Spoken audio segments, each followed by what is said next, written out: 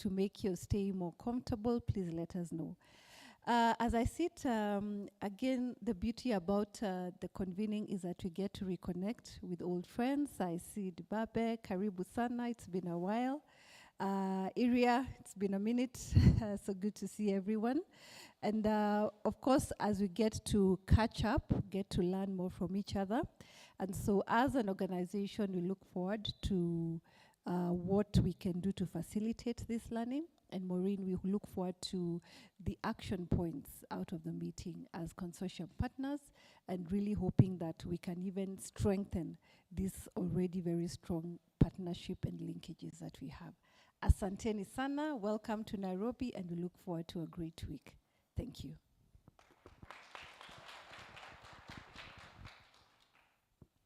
Thank you, Anne, and again, I will thank FIDA so that you can hear our thanks, and we're very grateful to FIDA and your very able staff who've been coordinating everybody's participation and arrival in Nairobi. So we've gone through the expectations. I won't repeat them again, just to say that it seems that there are a lot of mutual expectations around experience sharing, knowing the challenges, examples of good practice, and then women's leadership in the context of conflict, but also inclusive leadership and what that looks like. And I think that speaks to core tenets of AWESOME. Obviously, women's participation in leadership, not just political leadership, but you all know our partner SWDA also works in women's leadership in sort of the business and industry world. So it would be good if we could hear that, that perspective as well. Sorry, I'm just going to ask somebody to deal with the fallen banner. Or I think there's going to be somebody who comes in the room to deal with it. Yeah, so because we're in a time crunch, I'm going to ask our able facilitator to come forward. Our first topic for the day is understanding the state of women's and women with disabilities, participation in leadership on the African continent. And the objective of this session is to provide an overview on the status of women's participation in electoral and political processes on the continent of Africa.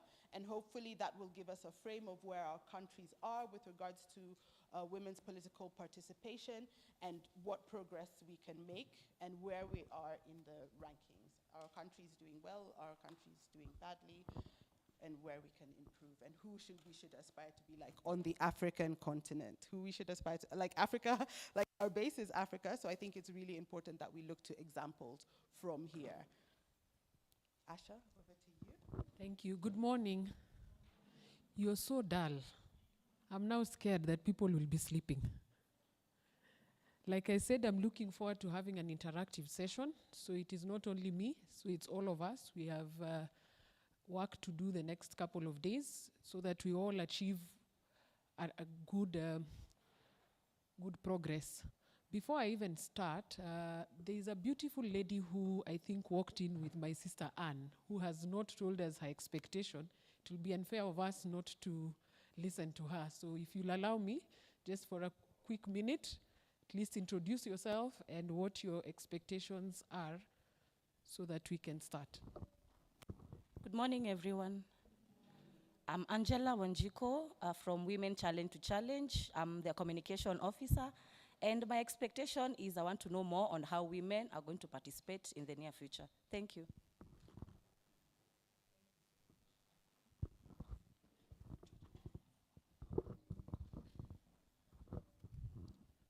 Okay, as we set up, I'd like to get at least volunteers from the different countries to tell us at least their greetings. We are a bit selfish. We told you the Kenyan greeting style. Ya habari yenu mzuri. So Ethiopia, who will teach us at least the greetings? At least we live here. When we go to Ethiopia, we can say hi. Who? A volunteer? Thank you.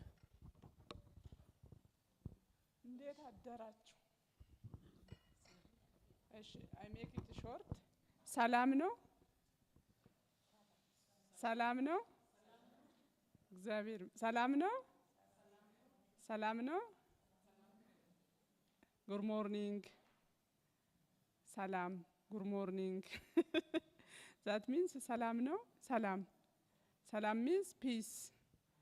Yeah. So when you say salam no, you say salam. Yes. Yeah. I give love to Ethiopia, salam no. A representative from 256 Uganda, who will offer to give us the greetings.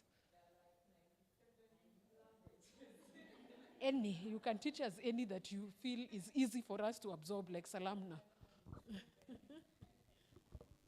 So in the western part of Uganda, which is mostly Runyakitara, you say Agandi, and then you respond Nimarunji. Yeah, so Sarah can tell you Luganda. That's the commonest in Kampala. Nimarunji. So I hope you've at least grasped something so that when you go to Ethiopia or Uganda, you can remember the greetings. And I hope also you've now known the ones for Kenya. Habari mzuri. At least the basics.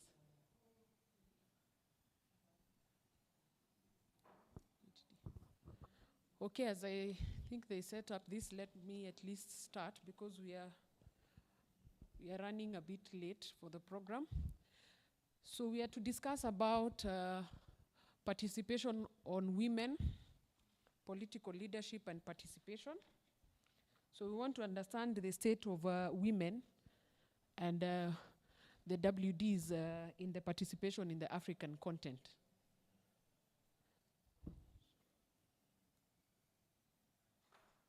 In the African continent. So I'll start with the basics. Let's start in the history. This is a bit engaging, like I said, because I want to start from somewhere so that we have a sequence of flow. The highest seat in any election is which seat? The president. So how many of us know how many presidents were successful, even if it is for 24 hours, to be a president in the African continent? Now that we're discussing from the top, I want to see, or which president do you know who was a woman or is a woman currently and leading a nation? I said it will be engaging, so, and if I can request at least 2 mics, one can go around. Christabel.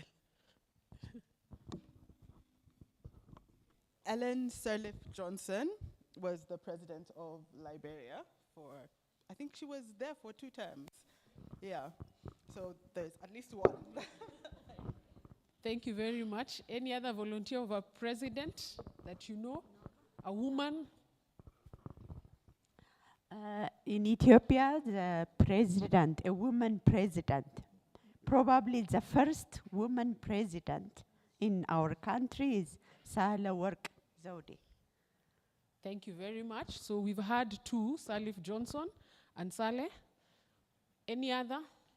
I can give a hint just in our neighboring door. We have a strong woman who is a president. Munasahau hapa kwa jirani, just next door. I'm giving you hints. Next door. Who can volunteer? Tanzania, who?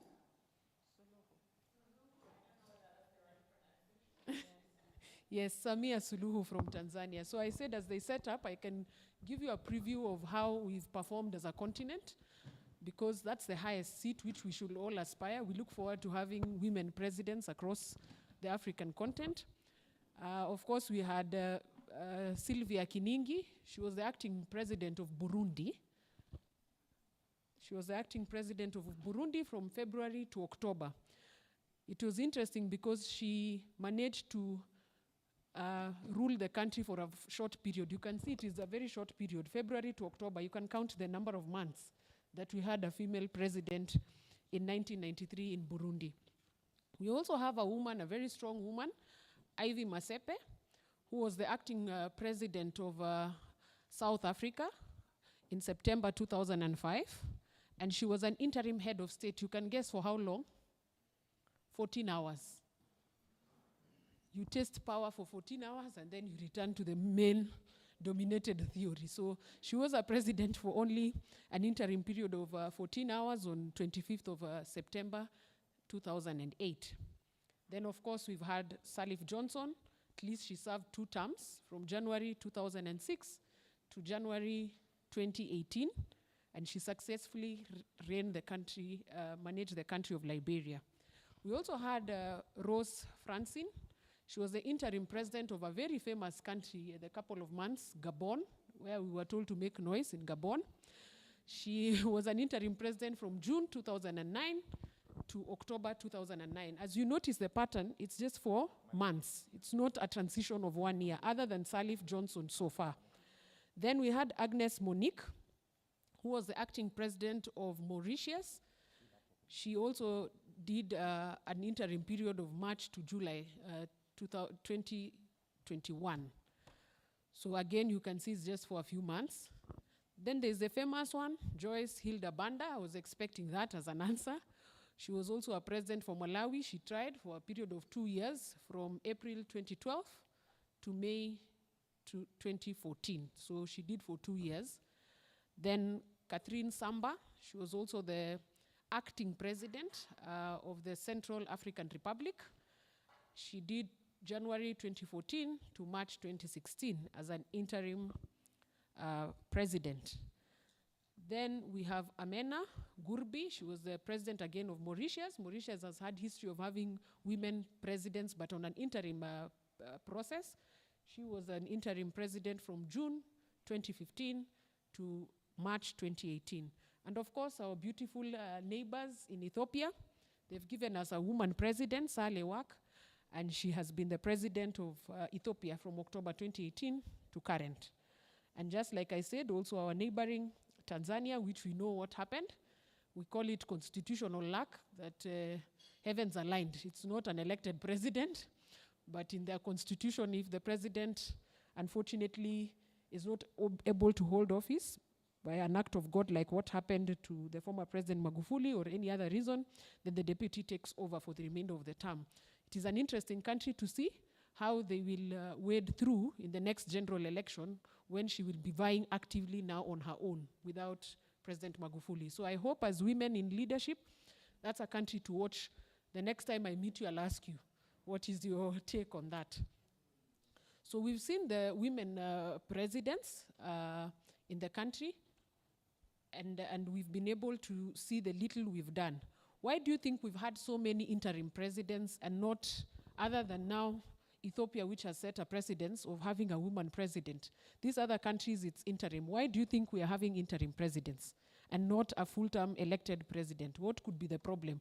We will go through it in these 3 days, why we are not yet there. But it's important to just, at the back of our minds, to ask ourselves those pertinent questions. Because a president it can be anybody, a he or a she. And I'm happy we're having the he's for she's in the room also. So you'll be able to give us insights on why we've not been able to crack that whip. Before now I go to our specific countries, I'd want to bring the attention of a case in Rwanda. Rwanda, in the African continent, has been known to respect the gender quotas. And as we speak, they have a very good portfolio. 2013, they initiated 64% of women in their elected seats. So they have the highest in the African continent.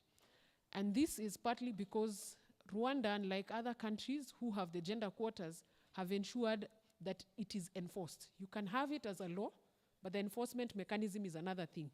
So as we go to our specific countries, that will be a case study that Rwanda, in the 2003 constitution that they passed, ensured that 30% of the quotas. So it is one country that has been very successful.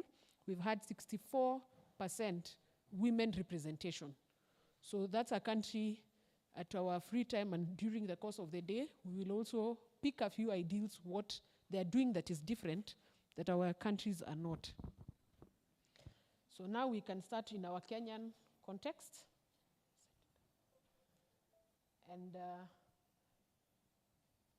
we know that gender disparity across the globe has been historical.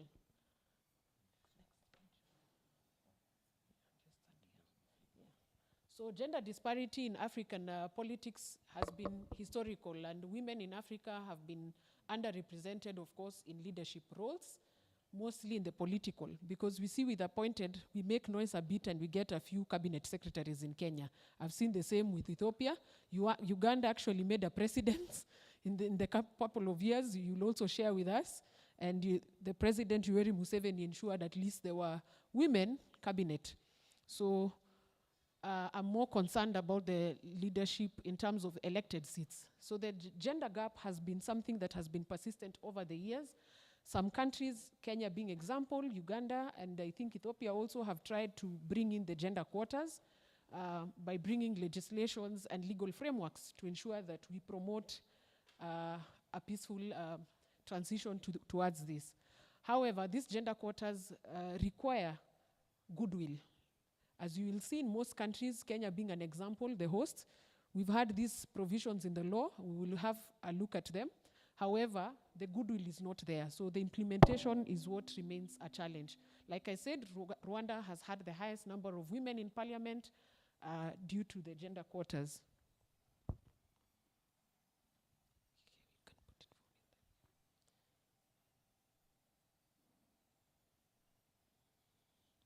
So like I said, Rwanda has been a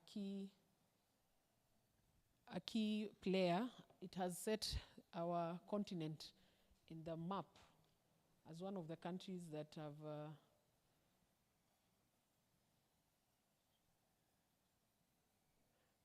have done much. My apologies.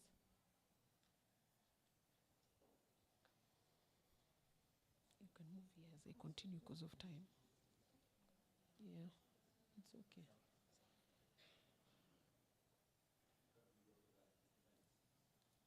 Paul.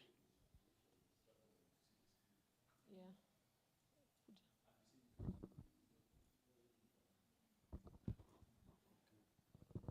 So we just continue. I'll share the slides with all of you.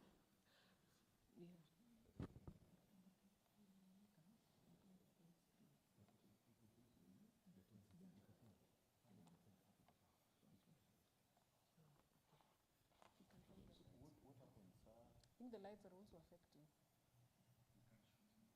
Yeah, please. We can shoot in that mode.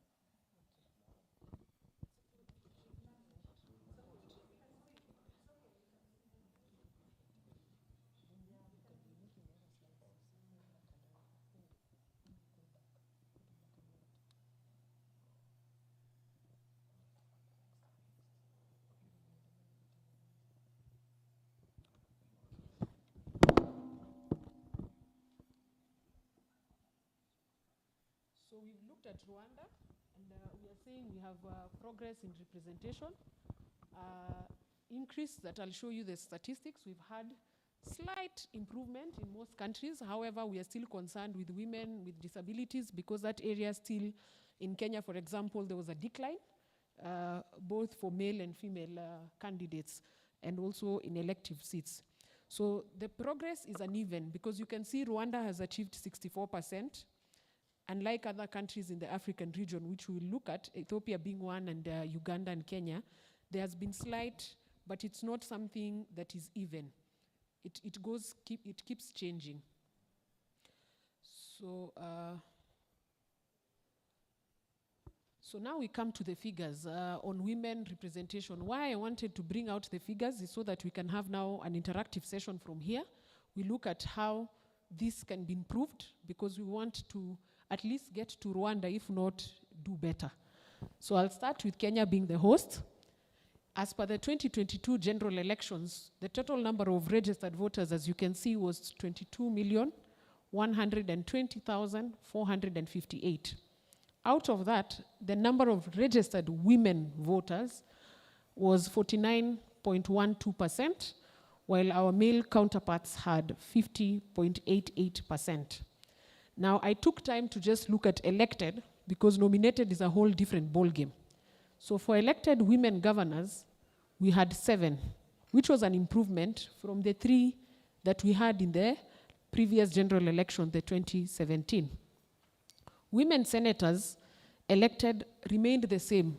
From 2017 to 2022, we still have 3. So we've not done very well in the upper house, in the Senate. Number of women elected, and I'm not talking about women reps because women reps are there because of the gender quotas. So, but we're talking about women who actively went, and thanks to FIDA and partners who participated in the NUWODU, I think we can say somehow we had figures from here. out of the elected women, we had 29 from 22. Only 29. And the number of MCAs, which was now scary, because MCAs were quite a huge number, we only managed to get 115, slight improvement from 96 in the last general election. So as you can see, there's slight improvement in those sectors. However, much can be done, because you can imagine this is a very short improvement. Like I said, Senate remained 29 for women elected to 22. You can see it's roughly 7 seats and 115 from the county assemblies. Now we move to our neighbors, Uganda. Uganda had a very interesting scenario, and I want to listen to our siblings from Uganda. Registered voters stood at 17,658,527. Out of that, you can see women registered voters are 52.21%. Our male counterparts is 47.79%. Now, before I proceed, who are more? Who are more registered voters? Is it the women or men? So how come we can't ensure we give a woman even at the helm or majority of the seats in the assembly? Now, when you look at the number of women in the constituency, there were only 16. Number of women in the district representatives was 146. In their system, there's structures where the army, the women get representation from different quarters. The women ward reps, the PWDs, the old persons. So when you look at that, for women army, 3. And that's sort of like nomination, yeah? Then for PWDs, there were 3, and old persons 3. It is important to note that women constitute 34% of the parliamentarians in Uganda. Why this, for me, is interesting is because we have more registered voters as women. So it is one country that if we work hard, we can at least try and see if we can get to better heights, because we have more women who are registered voters. Ethiopia has registered voters who are 37 million, and the number of elected per percentage is 38.8% of the registered voters. So before I go to the challenges of women, when you look at those statistics briefly that I had shared, what is your take? What do you think, why do you think this has led to the number of women elected to go down, and why haven't we achieved? In a nutshell, when you look at that, is it something worrying? Is it something to be happy about, or you feel there's progress? Don't be scared, just, where's the other mic? Okay, you can share mine. You can be going around. Okay, thank you. I think one of the major challenges for the participation of women in politics is, the first one is, it's our societal norms. The society, most of the society, or most in African think, women cannot do anything. Women must be stay in their home. And the other one is lack of access to education, especially in terms of resources and any other materials. Women cannot afford that resources, or it's impossible for her to participate in different skill training participation, or in any developmental processes. So one of the major challenges, the societal norms. Okay.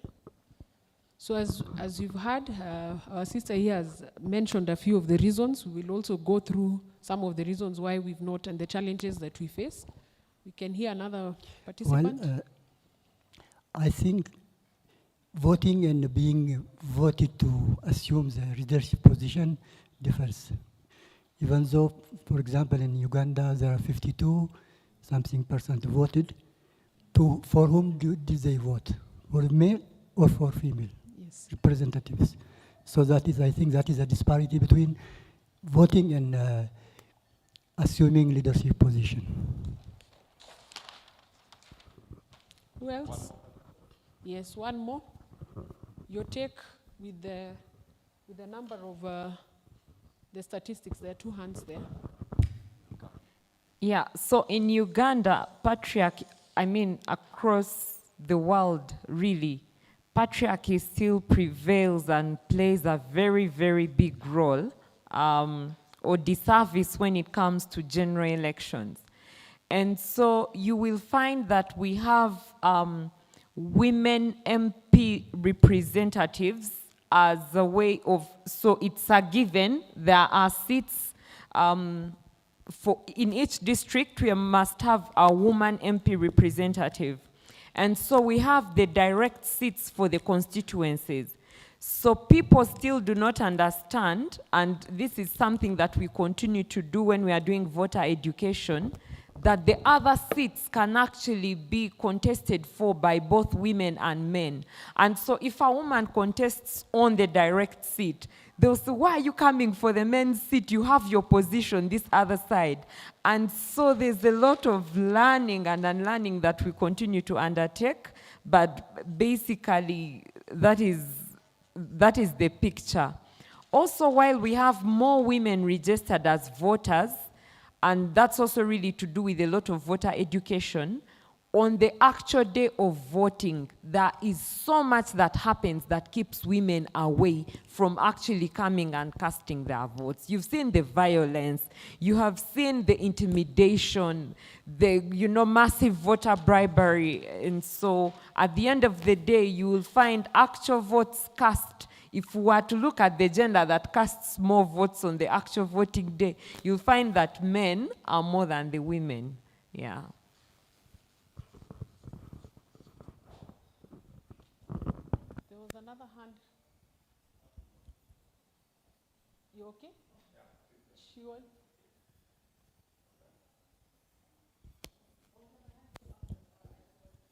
Okay. So like we can see, the key question remains, oh sorry, there's another hand here.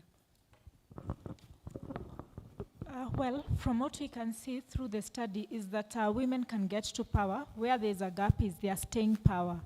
You will ascend to power, but for how long you're going to hold on to that power is the question. Meaning, what that means is that patriarchy is continuously organizing and reorganizing itself. Thank you. The other hand. Okay. So from what we've seen, we have so many seats in the different countries generally. In all countries, there's the gender quota aspect that we will look at in the afternoon and what we can do in the legal framework and how best we can be able to salvage the situation. My sister brought about the issue of registered voters, women and men and PWDs in the African context, especially in the countries that are represented here.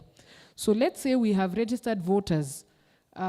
We give a rough example of 10 million registered voters. So these 10 million registered voters, remember not all of them will turn out to vote. So out of this, Kenya being an example in the last general election where there is voter apathy, you will get, let's say, we be positive, 8 million actually come out to vote. So now we have the figure of 8 million coming to vote. Out of these 8 million, it's a representation of all quotas. That means they're female, they're male, PWDs also. These 8 million are going to vote for various seats, starting from the highest, the presidency, to the ward level. All these are seats that people will vie.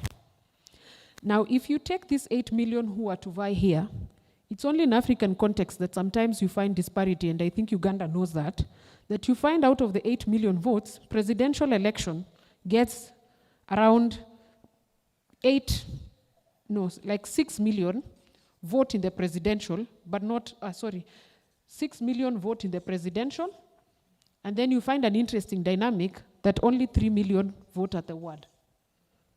So the key question is what happens between here? Because that's where, again, we lose votes. Remember, if you are an elected member of parliament or a constituency, and you're a woman and you're vying, already here your votes have gone down by 2 million. Then you find the presidential candidate has his 6 million when they're declared, and I'm talking about cumulatively, all presidential, assuming there are 5 or 6, all 6, if you do the totaling, it comes to 6 million. But in between here, you find all the candidates for a constituency seat, what we call in Kenya member of parliament, you get cumulatively is 4.5 million votes if you add all of them. So now the food for thought is, what happens in this cycle? And where do we as women who want to go to the ballot or who are in the ballot, how can we achieve to ensure that people vote?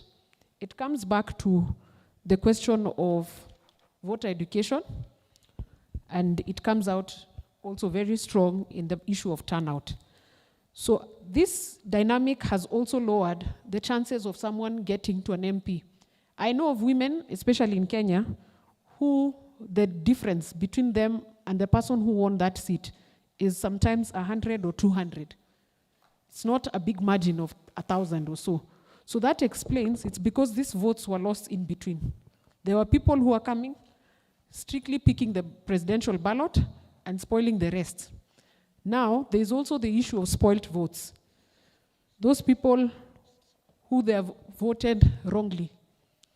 A woman comes to the polling station, and this has happened mostly for the women. Women come, the elderly, who do not understand much. They want to vote. They want to vote for Anne, for example.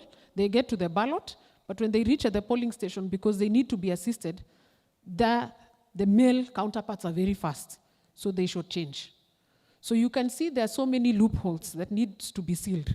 So once this woman comes with a vote, she comes with her to the polling station to vote, you find that this woman is not able to vote for the candidate she wants. She might have genuinely wanted to vote for Anne, but she gets there and gets Paul. And that agent or the presiding officer says, you said what, Anne? Okay, I'm ticking Anne. Because she's not literate, they tick for Paul. And that's the end of the story. So that woman goes home knowing she's done her part to empower another woman to sit in that table and negotiate on her behalf, but we lose it at there. So now we can look at the challenges, some of which you've raised. Of course, we said that the social-cultural barriers and the traditional gender roles and stereotypes have hindered women.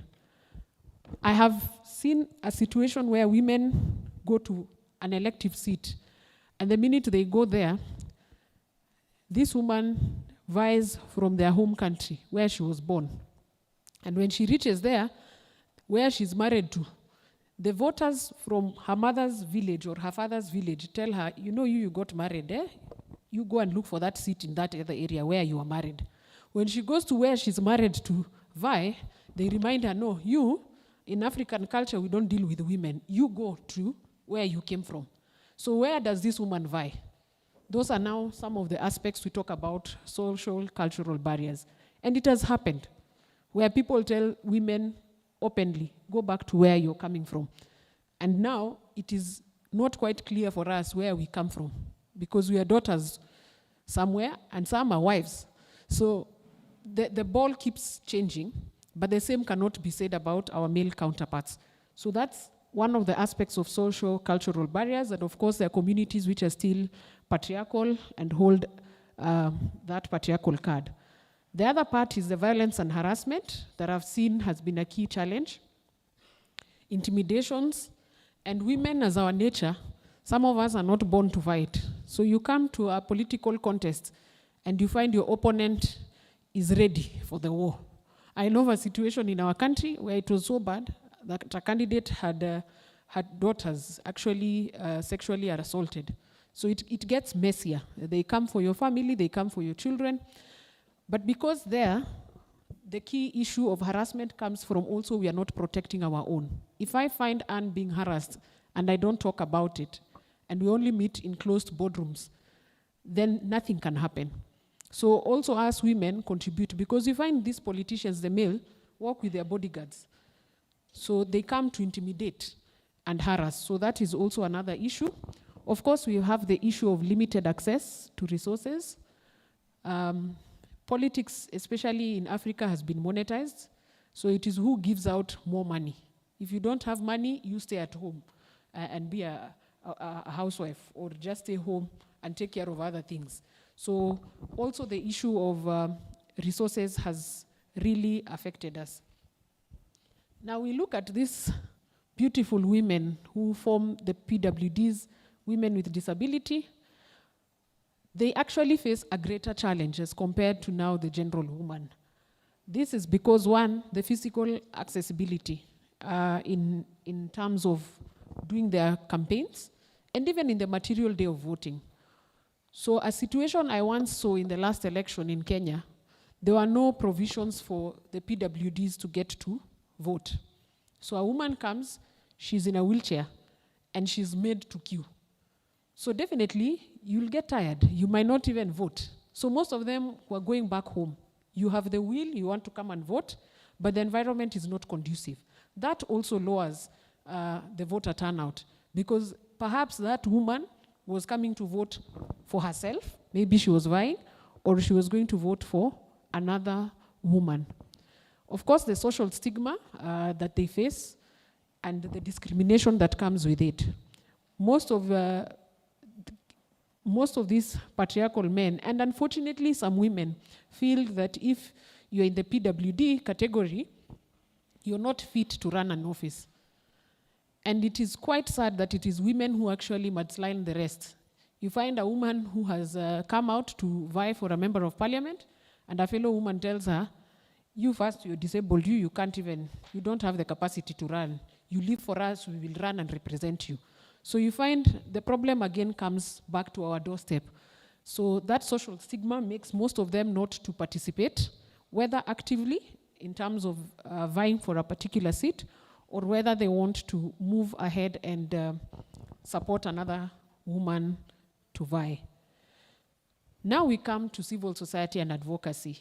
I believe the civil society has a big role to play, and organizations like FIDA and the AWESOME consortium. The civil society and advocacy play a very pivotal role. And you can see with FIDA, at least I am aware of that, the Voter Data project that was quite successful in my opinion, are one of the ways that we can actually help to navigate the disparity that is there between women and men. So they work basically, like we said, to raise awareness and see the way forward. So what is the future outlook? We all agree that there is slight progress.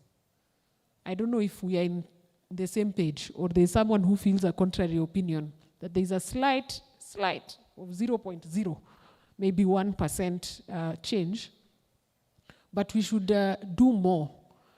And here now is where now I would want to get to hear from you, how best do we, now that we've highlighted where our challenges are and where we are as a continent, we want to see at least how best, as we live here for the next session, we want to understand how best then do we salvage the situation now that we've looked at the challenges, and we want to see how we can break the cultural and structural barriers, which for me I know is work in progress, but how best do we address this? We spoke about the seats, and this has been a challenge. My sister raised that most women, like in Kenya, run for the women rep seat because it's safe. If I'm competing against Christabel. So I don't have to face Paul in another context. So how do we ensure that we have more women in all other elective seats where they go and battle it out, not in their quotas, but with others? Voter education. What exactly are we educating people on? Is it the turnout? Is it their rights? Because I think here is where now somehow we lost it. Because we concentrate on calling people to come, and I hope as you go back to your mother countries, the voter education is not about vote for me as a woman, let's support each other as a woman. It's what the place of women in society and what is the actual situation in the country. If a country is led by a woman, what is it that is safeguarded? Those are the discussions that I think we should be having. What is in it for everyone? Because when you come and bring the idea that, the Constitution says that we need to have more women, then the male counterparts say so. Even us, we need representation. But the discussion should revolve around what can be done better? What is in your manifesto that will make it stand out from your counterpart? Like I said, the turnout is another issue. We have had issues in the turnout. And my sister talked about sustainability. If you become a member of parliament, why is it that it's hard for most member of parliament women to retain the seats even for 3 terms? Why is it that you come once, and then after the second term, you go? We have few examples in Kenya where women have tried to remain in power for some time in the elective seats. But somehow when you look at it, a good example, Honorable Naomi Shaban, after serving 3 terms or 4 terms, then you exit. So what is it that we can do to ensure the sustainability and what we call the consistency?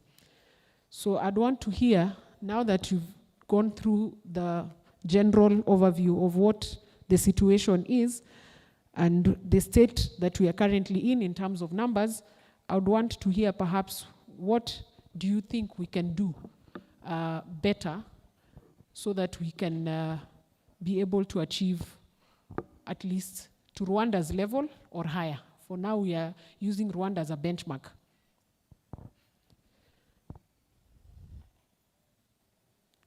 Any comment? What do you think we can do now that we know the issues? You've raised it yourself, some, the issues that we currently face. What do you think can be done to be able to bridge in the gap?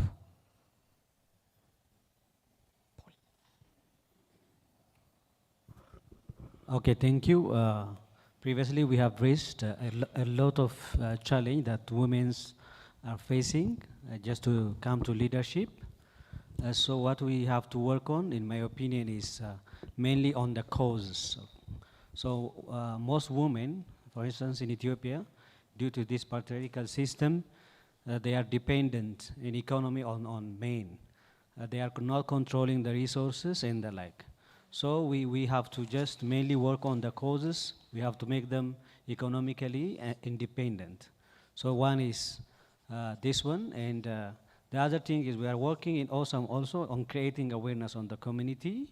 So this stereotype, the gender, and the other thing should be or must be reduced through this awareness creation. And the other thing is maybe access to education, increasing the confidence of women. So mostly also we have done some assessments, so they think as they are, some of them are not confident to come to leadership. So through training and other activity, we have to increase their confidence. And also the other thing, maybe we have to support maybe this with policies, maybe from the government side. Because before 3 or 4 years in Ethiopia, the parliament almost, all the ministries, 50% of them were women, but currently it's coming down around maybe 30 or something like that. So we need to have also a policy which keep maybe this position of women in leadership, maybe to make it sustainable. So these are some of the things that we have to do, maybe to bring women to leadership. Thank you very much. Can you see another hand?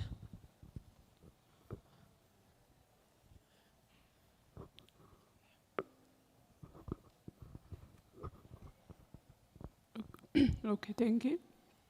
The first thing is tackling the problems from the grassroots level and working gender transformative leadership is very important. And the first thing is working with the school community, because the discriminations is started from at the beginning, from the grassroots level. Empowering girls starting from the schooling time is very important. And the other thing is policy level advocacy, and continental and global advocacy is very important. And the other thing is empowering women economically as well as politically, because economic empowerment is the most and the first important thing. If empowered economically, women can talk and write about their right and advocating their right, and tackling the patriarchal system is very important. Thank you very much.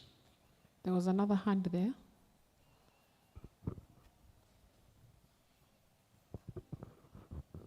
I think one of some things that we can work on, especially when it comes to engagement and the processes of elections, starting early, rather than when we are a few months to the election or a year to the elections. That's when we are hurrying up to mobilize these women. So I think if the processes start early and engaging these women early, preparing them early, yeah, that would work. And another thing is, especially when it comes to women with disabilities, I think most of the time we do not really tell them on the real issues that are on the ground and what they should be prepared for. So I think it is important to tell them what they are going to get on the ground, how the election process is all about, like how dirty that game is, so that even as we empower them, even as they go there, they are well prepared, even mentally. And again, one of the things, another thing is to tell these women with disabilities of other ways that they can be participating, other than just going for that election seat, for their visibility, like maybe encouraging them to participate in even being an assistant to someone vying as they look to the long-term goal of vying for this seat. And another thing they can do is applying for these jobs, like returning officers, because that really works even in making them visible as they look forward to vying. And again, encouraging them to do something on the ground. I think this really helps over time. What are they doing at the grassroots level? How are they reaching the people at the grassroots? What engagements are they doing at the grassroots with people one-on-one that will help them be visible even in the long run? Thank you. Thank you very much. There are 2 hands here, 3.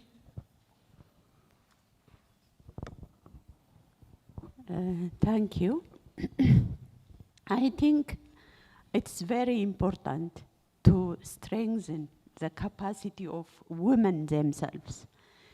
Many women are not confident enough to compete for political political positions. So it's very important to capacitate themselves. And the other thing is accessibility for women with disabilities, particularly in our country. It's ignored, no one gives attention to disabled people in our country. So that is also very important, I think.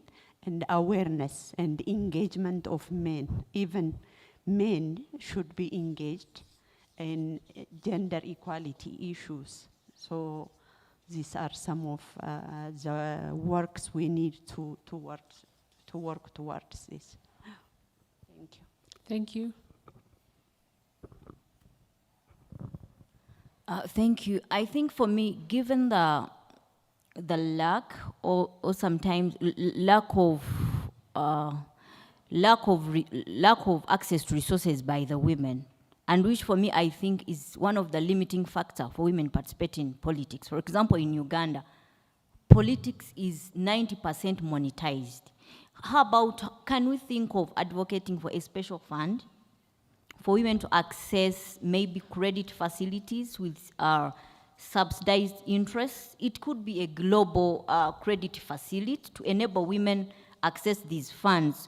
Maybe women can be able to at least have the must-have requirements, for example, nomination fees. In Uganda, some of these nomination fees are way too high for women to afford.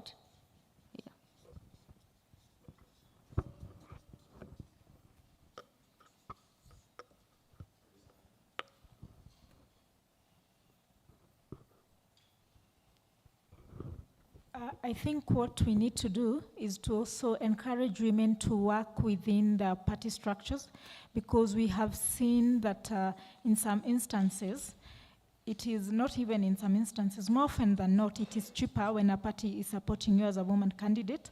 And if you get the popular party, it is almost a given that you have won the election. Number two, we also need to have strengthened institutions that monitor elections. In the Kenyan context, this would be the Office of the Registrar of Political Parties, the IEBC, so that then when there are election malpractices, they have the power to call out parties. But as it is, that in itself presents a gap. Liz has nominated me to add a point. Mine is on mentorship. I feel that there's a lot of gap when it comes to mentorship amongst women in the political space. I've had an opportunity to interact with the young women who are very interested to come up in political participation, and most of them say that at times they're even shoved off by the older women. And for me, it's just a generational gap that can then be really, we have an opportunity to work to create, to limit either, or rather just to eliminate that generational gap and ensure that whatever the women leaders that have been in the movement for the longest can be able to then mentor the younger ones who are coming up. Yeah. I also want to add a point and emphasize on Thank you for having the he for she. I want to emphasize on the voter on the education. You had highlighted it somewhere. And I feel for the education, in most cases, we'll always be talking of the voter education, forgetting the civic education, and also not differentiating the civic education and the voter education. Because in most cases, when you talk of the education, the ministries and whoever agencies are appointed to do the education, they'll only offer the voter education. You'll only be taught on how to fill the ballot, on how to queue, and how to cast your vote. But do you know why you're voting? Do you know the roles of the MP? Do you know the roles of that senator, the governor? Like, I feel there's still a lot that needs to be done in terms of the civic education.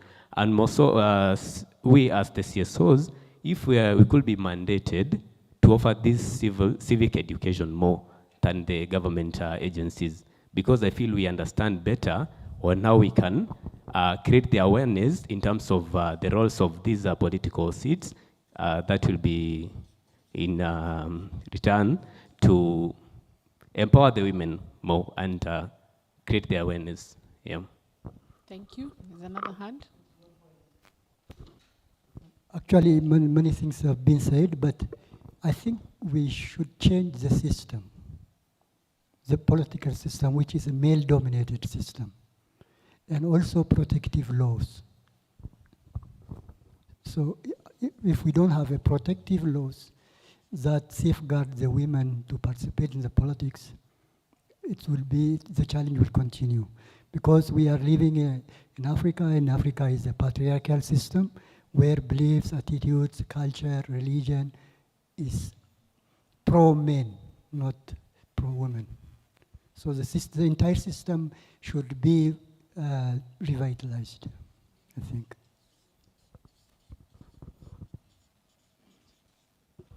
Any other? I actually want to agree with him about overhauling the entire system, because some of the solutions that we are giving, and indeed, it's going to take us over 300 years, as the UN report said, to achieve gender equality.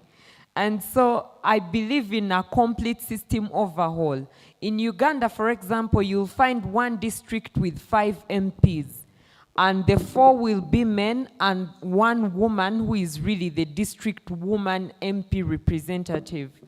And so if we are to have gender parity in elections, for example, at parliament, if we are to have 50-50, I believe we should do just a man and a woman, so that we have a male representative and a female representative, just 2 MPs. In Uganda today, the MPs are burdening our tax system. They are almost we have more representatives than we need, really. So, and they can't even fit in parliament, the building. So some of them are in extension, some are attending on Zoom, some never really appear. So, you know, if we just have 2 MPs per district, and we already have more than 140 districts in Uganda. So system overhaul, I do support that. Thank you very much. I think the mother of all this is women supporting women. That is the only way we will achieve greater representation.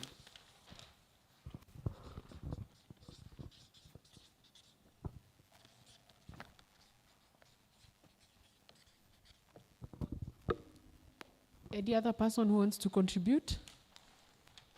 Now, before we go through this briefly, because we need to go for your health break, I would want to get 3 volunteers, one from Kenya, Uganda, and Ethiopia. Perhaps it's good to start from those specific countries. You tell us, how is your parliament? How are your elections? Briefly, how do you feel as a citizen of that nation?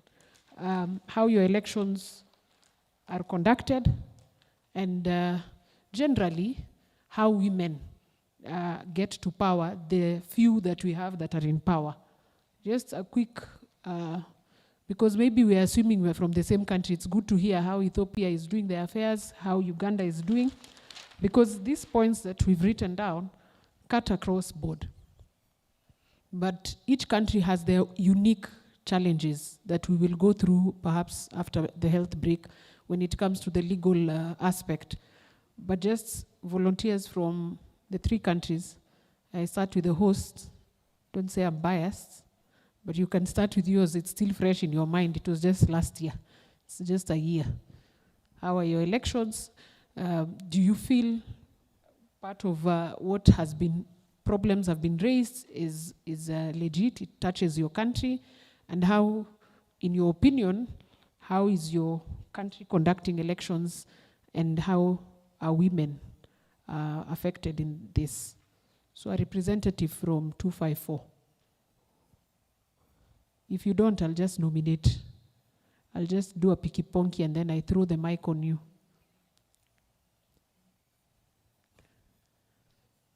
Thank you. I was about to just do, then I pick on you. Thank you. Okay. I'd say in terms of our election, it was highly competitive. We saw a shift in terms of the women who came out to vie, and I'd attribute this to work that has been done by civil society, FIDA included, and also the launching of the Voter Dada campaign. It really enabled women to come out and have a slogan and a platform to latch onto as they conducted their campaigns. The issues that have been raised are pertinent. There's quite a lot of work to be done.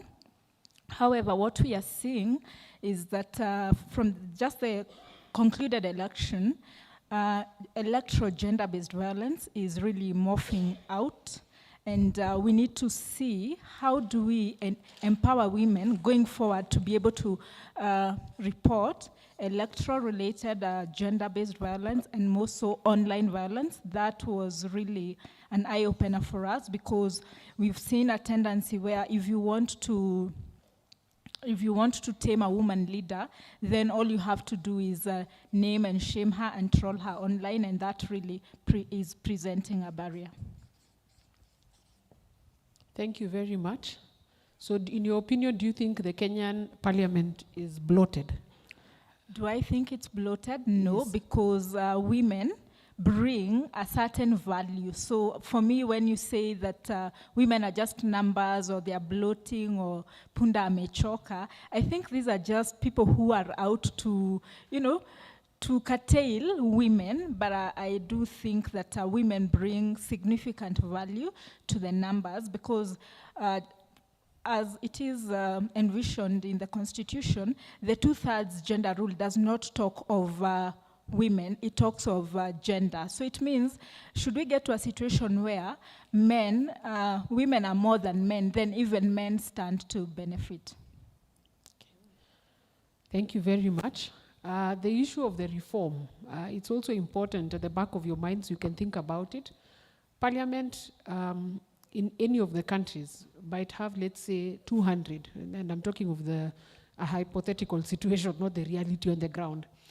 those 200, whether any country decides to do an overhaul and do a reform, the reform is not based on now women, it's the total representation. And it does not necessarily mean removing the quotas. It necessarily means maybe lowering. Like she said, if a situation where a country has over a bloated parliament where you can't even sit, all of you, does that bring quality? That's the second question to the taxpayers. And with the bloating, and I'm curious to hear from Uganda, with the bloating, does it then mean that we have still more men who are still not performing?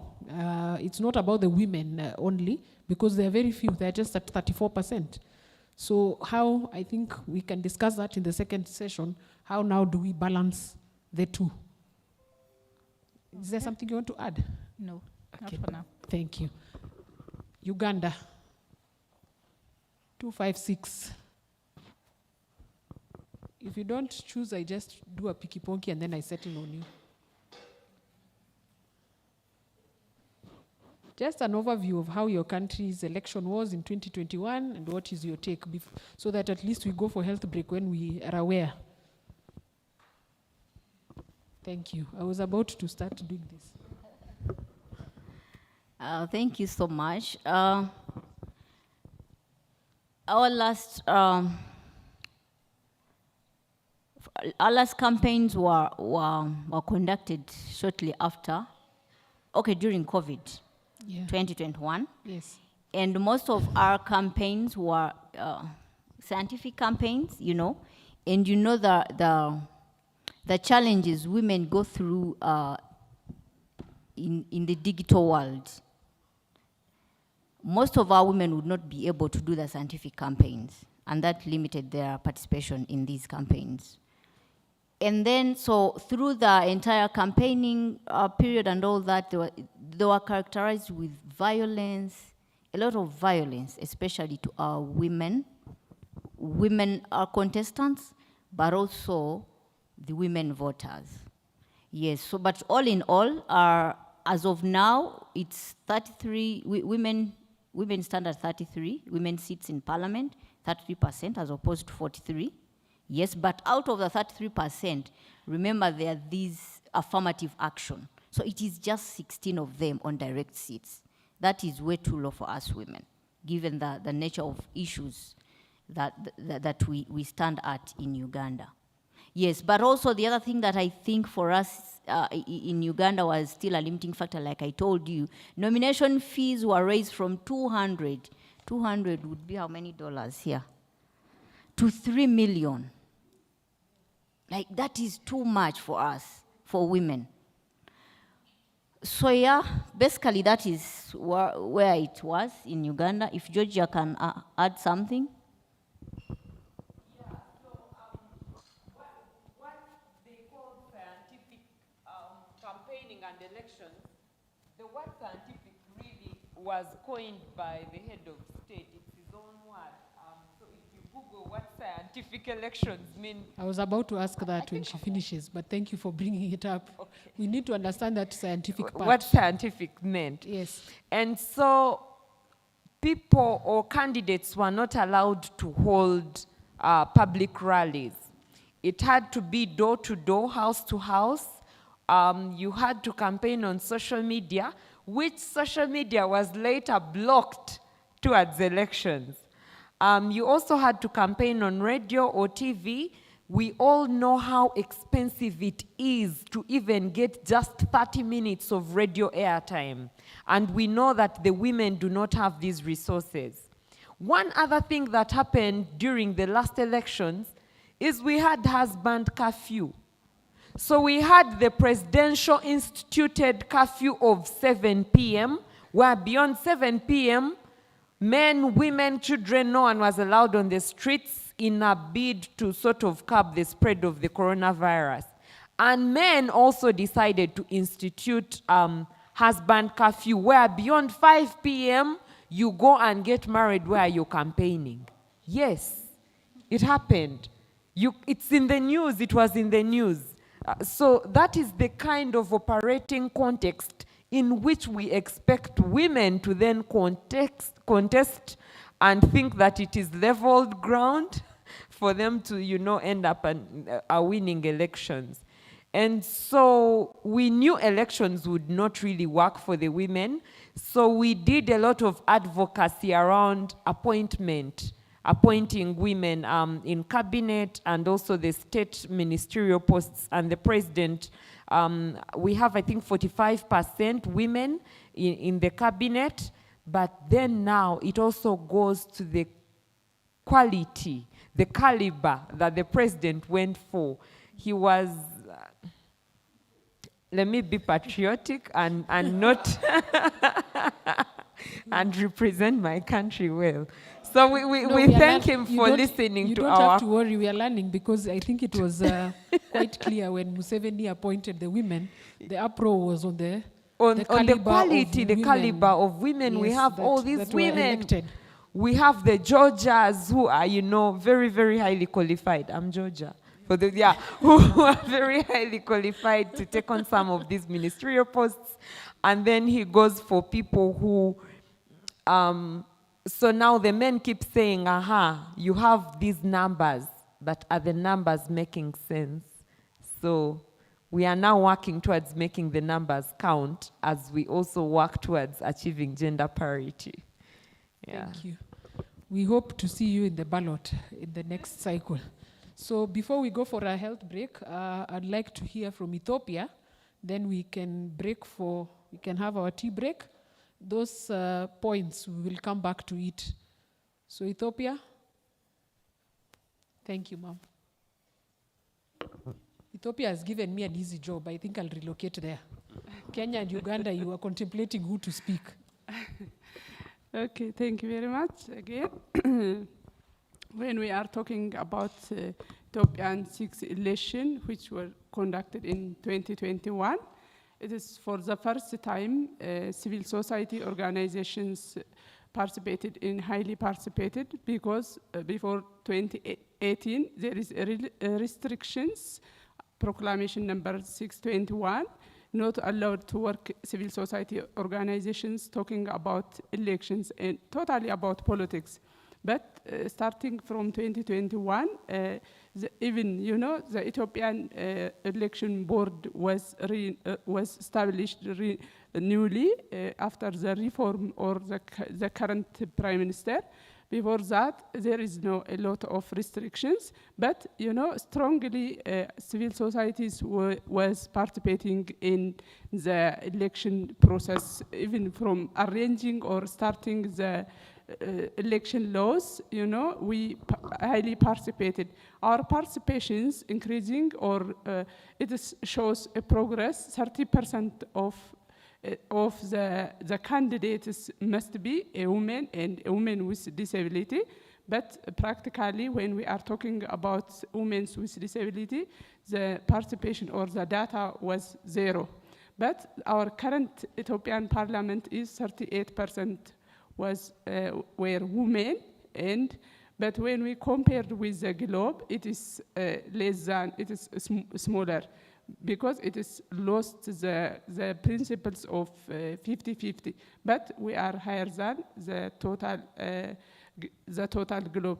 When EWDNA strongly working on the participations of women with disability, because it is for the first time we engaged in elections and voters education and civic education, where we were participating. Before 21 elections, even, for intellectual disability, not allowed to elect their parties.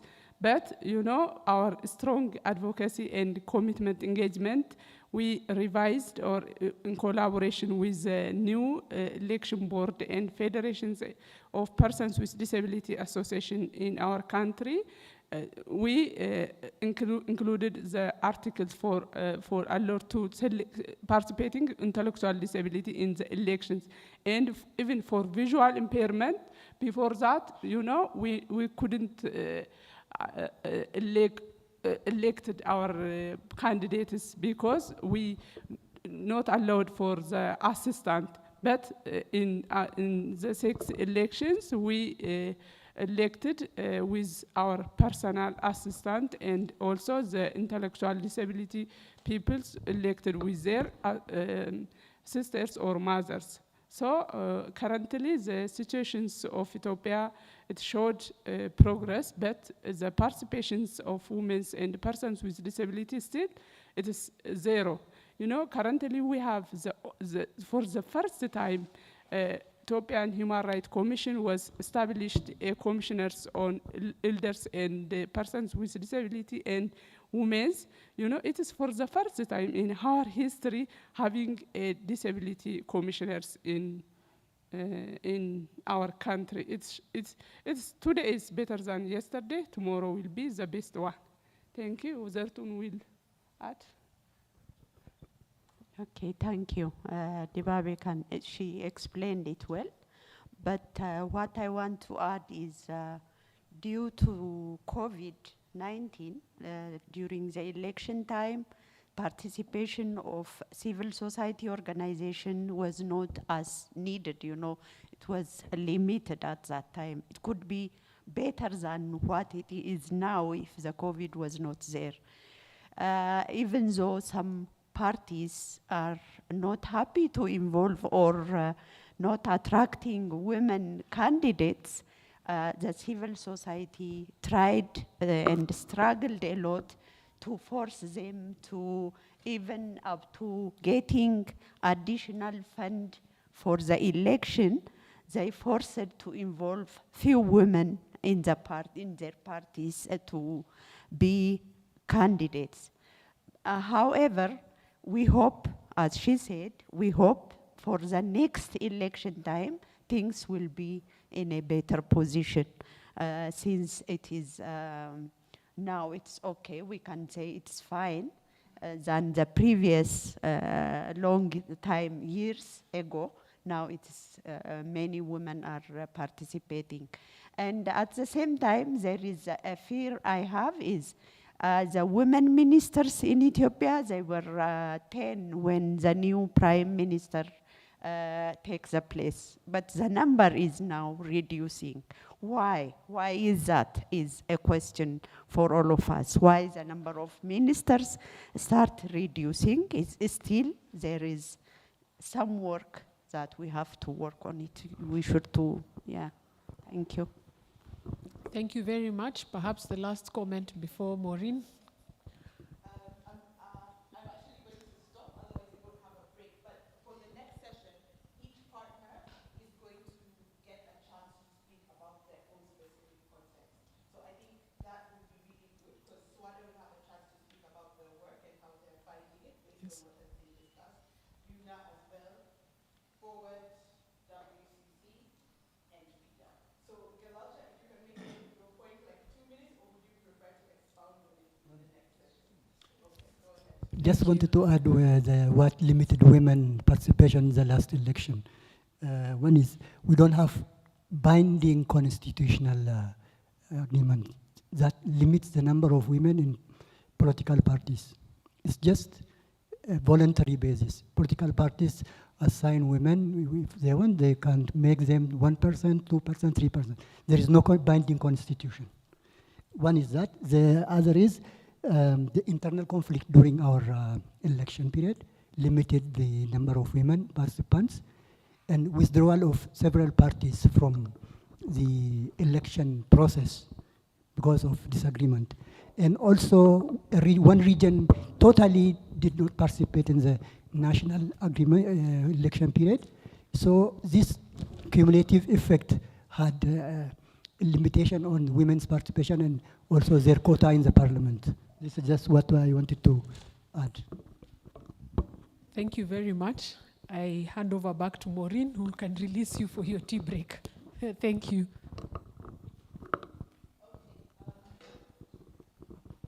Thank you, Asha. This was a really interesting session. There were more women leaders in Africa than I thought. I think the interim is because the men are scared. They can't remove a man, but they know they can remove a woman. So we're going to have our break now. It's going to be a 30-minute break. Before we have the break, we've had a request from FIDA that we all gather for a group photo. And then in the next session, we're going to be understanding the state of women's and WD's